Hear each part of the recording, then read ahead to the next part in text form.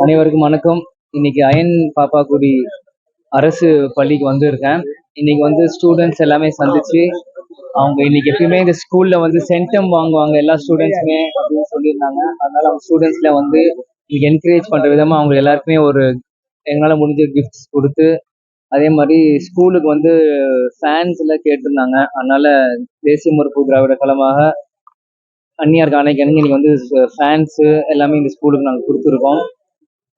Students உண்மையிலேயே இங்கே வந்து நல்லா படிக்கிற ஸ்டூடெண்ட்ஸாக இருக்காங்க. இந்த ஸ்கூலில் பர்டிகுலராக இருக்கிறவங்க எல்லாருமே எப்பவுமே சென்டம் வாங்கியிருக்காங்க. கடந்த 12 வருஷமாக டாப் ரேங்கிங் வாங்கியிருக்காங்க. அதனால நிச்சயம் கவர்மெண்ட் இந்த ஸ்கூலுக்கு தனியாக ஒரு கவனம் செலுத்தி அந்த ஸ்டூடெண்ட்ஸ் இன்னும் ஊக்குவிக்கும் நேரத்தில் நான் கேட்டுக்கிறேன். அது மட்டும் இல்லாமல் இங்கே வந்து இட வசதி கம்மியாக இருக்காங்க. 500 மேலே ஸ்டூடெண்ட்ஸ் இங்கே உள்ள இருக்காங்க. இடம் வசதி இல்லாதனால குறைவான ஸ்டூடெண்ட்ஸ் பார்க்க முடியுது.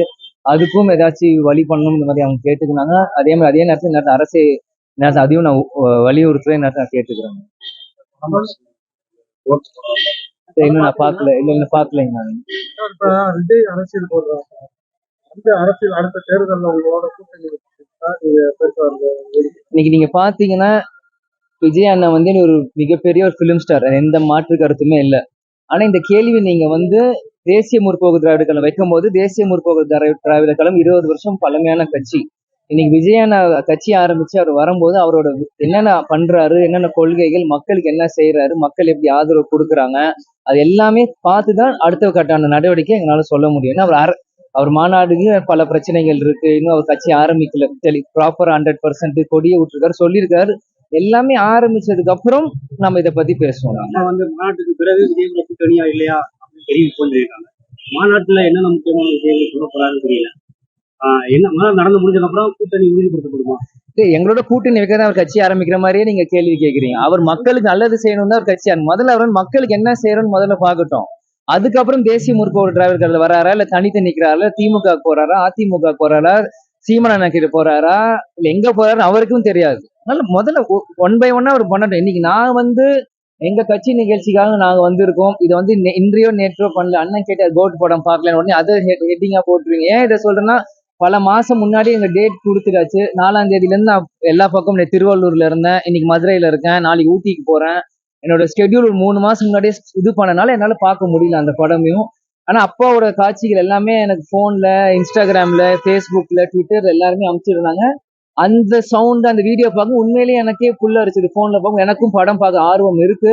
ஆனா கரெக்டான டைம் அமையாதனால என்னால போக முடியல. நிச்சயம் நான் இன்னைக்கு நாளைக்கு எனக்கு கொஞ்சம் ஃப்ரீ ஆனோடனே கண்டிப்பா நான் போய் கோட் பார்த்துட்டு உங்களை அந்த ரிவ்யூ நான் கண்டிப்பா ஆரம்பிச்ச வந்து ஒரு கட்சியா இருக்கு. கட்சி கொடி வந்து இன்னொரு கட்சி அதனால வந்து அதுக்கு பெரிய சரிங்க. நான் என்ன பண்ணுவேன், கட்சி கொடி வந்து ஒரே மாதிரியே கட்சி கொடி வேற கட்சியோட சின்னமும் கலரும் பொறுத்திருக்கு அப்படின்னு சர்ச்சைகள் இருக்குது. இது நான் கருத்து சொல்ல என்ன ஆக போகுது? அது அந்த சர்ச்சையான கட்சி நான் இல்ல, சர்ச்சை ஊறிப்பட்ட கட்சியும் இன்னைக்கு நான் இல்ல. இருந்து வந்திருக்காங்க விஜய் அவருக்கு வந்து பல்வேறு தடங்கள் கொடுக்குறாங்க, பிரச்சனை கொடுக்குறாங்க. தேமுதிக வந்து பல பிரச்சனைகளை சந்திச்சிருக்காரு. இவர் இப்ப சந்திக்கிறாரு. பல தடங்கள், சந்திப்பு, அவமானம் தாண்டிதான் இன்னைக்கு தேசிய முற்போக்கு கொடி கட்டி பறக்குது. அது கேப்டன்ற ஒரு சக்தி, ஒரு ஆளுமை இருந்தது. எத்தனையோ பிரச்சனைகள் எங்களுக்கும் தான் இருந்தது. நான் சிறு வயதுல நான் இருக்கிறப்போ எத்தனையோ பிரச்சனைகள் நான் பார்த்துருக்கேன். கல்யாண மண்டபம் இடிச்சாங்க, இன்கம் டேக்ஸ் ரைடு விட்டாங்க, எங்க மதுராந்தகம் இடத்துல வந்து நாங்க உள்ள வச்சிருந்த மதுராந்தகம் இடத்துல வந்து சோலார் ஃபென்சிங் பிச்சு போடணும், பல விஷயங்கள் பண்ணியிருக்காங்க. அது எல்லாமே தாங்கணும். அதுதான் அரசியல். இதெல்லாம் விஜய் எனக்கு தெரியாமலாம் வரும், அவருக்கு எல்லாமே அவருக்கு தெரியும். அதனால அவர் வந்ததுக்கு பிறகுதான் அது வந்து அவர் எல்லாமே தெரிஞ்சுதான் வர்றாரு. ஆனா அண்ணன் தைரியம் இருக்கு. அதனால அண்ணன் என்ன பண்றாருன்னு பாப்போம். நம்ம இதே கூட்டி தொடர வாய்ப்புகள் இருக்கா? இன்னைக்கு 24ல இருக்கோம். அப்புறம் 25 ஒண்ணு வருது, அப்புறம் தான் 26 வருது. நம்ம 24ல 26 பத்தி பேசணும்னா 24 முடிஞ்சு 25 முடிஞ்சு 26 வரும்போது 26 பத்தி நம்ம பேசுறோம்.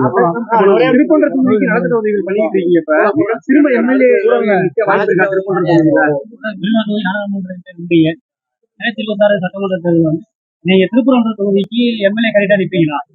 என்னையும் அண்ணன் ராஜன் செலவு பண்ணு, நீங்க சிந்து முடிச்சு வைக்காதீங்க. அது 2026 அன்னைக்கு நம்ம அதை பார்ப்போம். சரிங்களா?